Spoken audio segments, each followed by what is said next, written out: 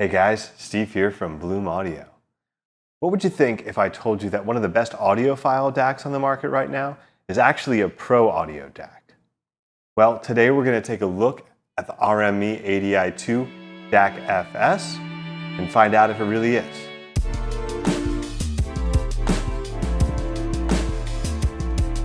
So in this video, we're going to take a closer look at a few key aspects of the ADI-2. We're going to look at the packaging, the build, the accessories it comes with, and the quality of all of that. We're going to look at the interface and the features of the device. This is something that's pretty powerful, and so there's a lot to the interface. Then we're going to talk about the sound and how the sound quality of this compares and how that fits in with everything else, the features, the build, and what our final thoughts are. I actually really like the box. It's simple, it's direct, tells you what it is, 2-channel, digital analog converter, etc., etc.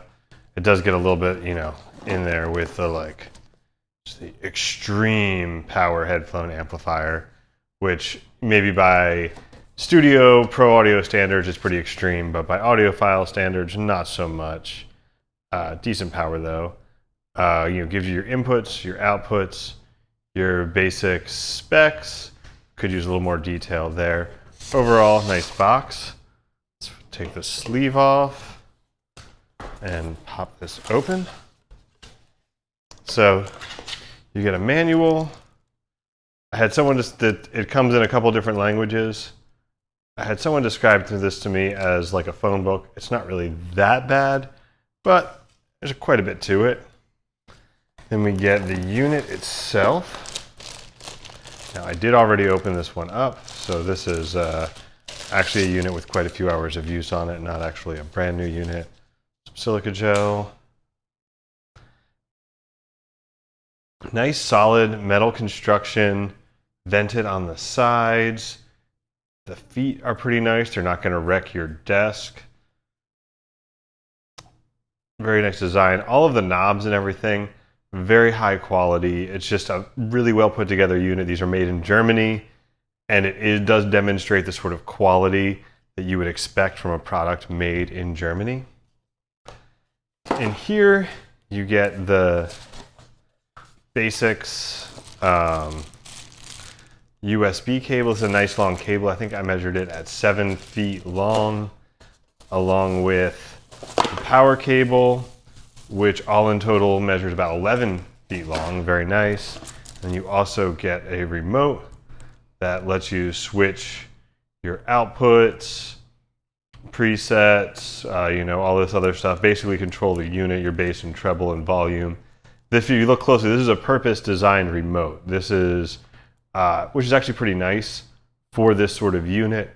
It's not a remote that was adapted to use with 10 other products. It's a remote specifically for the ADI-2. Let's take another quick look on here. So this is your power button.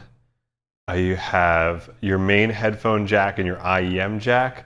The IEM jack does have reduced power and is designed for very low impedance sensitive IEMs. So even if you've got a 3.5 millimeter over-ear headphone, I'd recommend adapting that to use with the headphone jack. So on the front, we'll go over the UI in just a minute. You have some different buttons here and knobs. On the back, you can see your inputs and outputs. Inputs are all digital, USB, digital coax, and optical. Outputs are all analog, XLR, and RCA. And the power, you got to remember to make sure the power is secure, and you got to kind of twist it to lock it in to prevent accidental unplugs and that sort of thing. Overall, a really well built, great looking unit, very compact as well. In terms of using the ADI-2 DAC, its basic operation is pretty straightforward, but there's a lot of features here, and it can be pretty scary when you start going through the menu. So I thought we'd cover a little bit of that and also show you some of the features and the power in there. Just with your basics, it defaults to showing line out if you don't have anything plugged into the front, and it detects the output being used automatically. So if I grab my trusty, very high fidelity headphones here and connect them via 3.5 millimeter, that'll automatically switch the output to IEM. So the IEM output is designed for a highly sensitive, low impedance headphone. Now, these will be fine on there, but if you have over-ear headphones that have a 3.5 millimeter cable, you might want to actually put an adapter on that and plug them into the headphone jack to get the best performance out of that. So while you're playing music, you'll see that it'll give you a visualization there of the frequencies. You can adjust your volume. That's all pretty straightforward. Adjusting the volume. And then you also have the ability to adjust the bass and treble independently. So if I want to, turn this into a lot of bass, you can do that. Or again, with a treble, just a single knob that enables you to do that. So taking a closer look at the menus, we go into the volume menu here. You can see how this kind of works. So this gives you another way to adjust the volume. It's a little redundant, but you can do this. You can also adjust the balance here. So if you notice, there's a label 1 and a label 2. So that means this is knob 1 and this is knob 2. So this tells you which knob is controlling which setting. This is pretty simple, but if we go to some of the other ones, it's not. So if you look on here, you see the 2 with the arrows. That means that you're using these as a switch and that the one that is on number 2, and you can do that. So there's a few different settings here. If you don't want your source selection to be automatic, which it is right now, you can set it fixed to any of these other options. There's a high power and low power mode.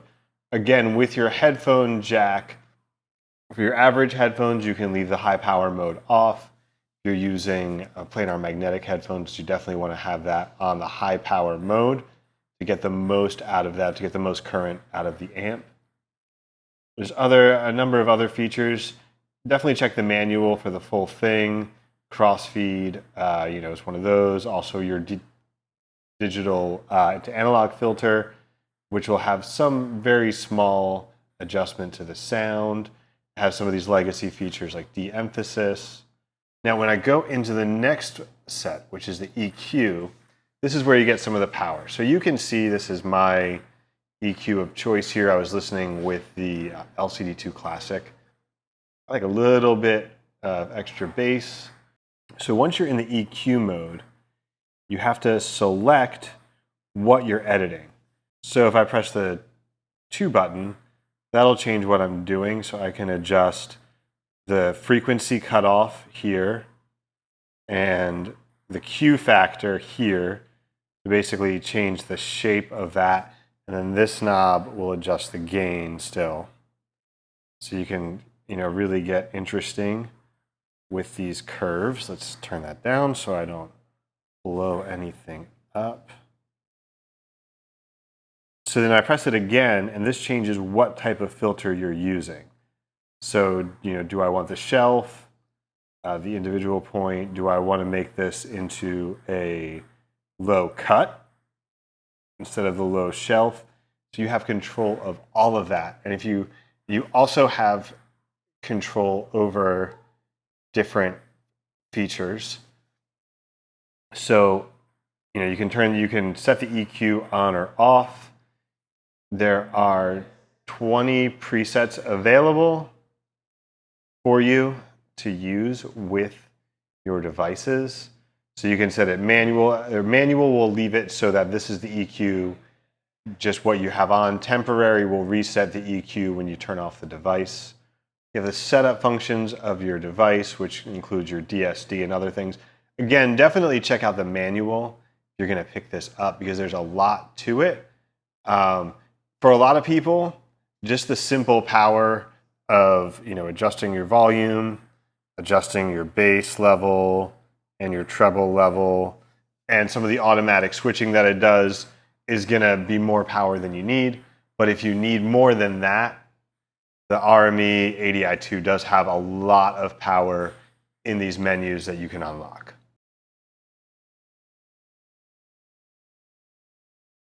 One of the key aspects of ADI-2 is how, at its core, it's a tool for someone to look into a song and to basically hear the intricacies and details of each piece of that song in the pro audio field with the goal of improving it, making adjustments to the levels, the EQ, and all of that to make an incredible final product.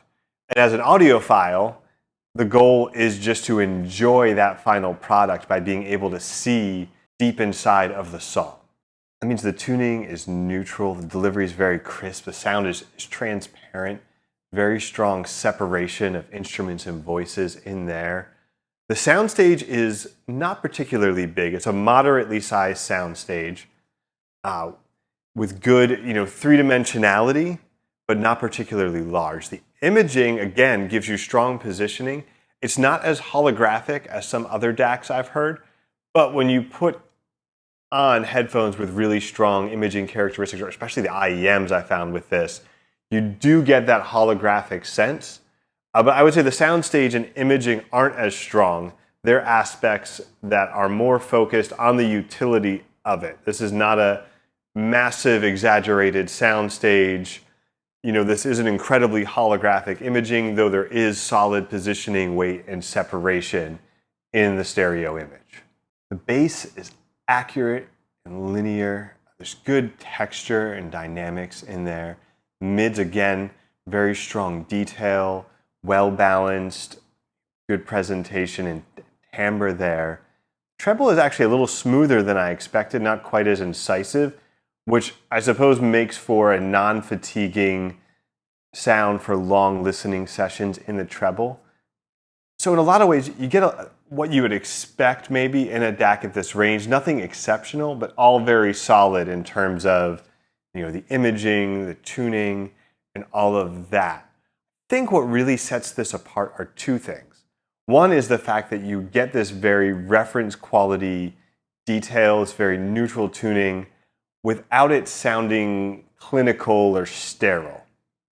And the other is what we were just talking about a minute ago, and that is all of the features of the DAC itself that enable you to tune it to your preferences or to match your headphones and adjust for that. Need a little bit more ear gain? Dial it in. Want the bass to make your head throb so hard you feel like your brain's going to shake out your ears? Can dial that in too. Do you just want those vocals to pop a little bit more? Can dial that in. And you get 20 presets. So basically, whether you want to use that for different headphones, for different genres, or you just want to adjust it every time, ADI-2 gives you a ton of flexibility there to use these features however you want to use them.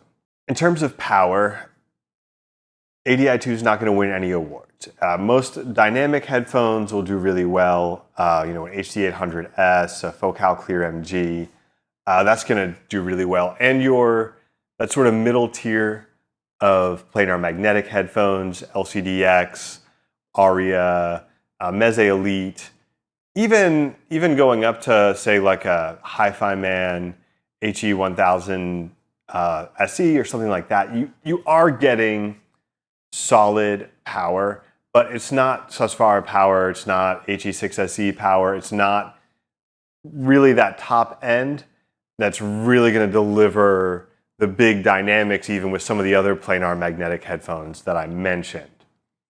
Now it does play well with other products, so if you want to plug this into a more powerful amp and take advantage of the features, you can do that, but don't expect the top end power to come with the otherwise excellent sound of the RME DAC. And of course, it's also worth noting this IEM feature on here does give you an incredible low noise floor background with IEMs as well as the headphone output, really giving you a solid performance, if not anything exceptional in terms of power.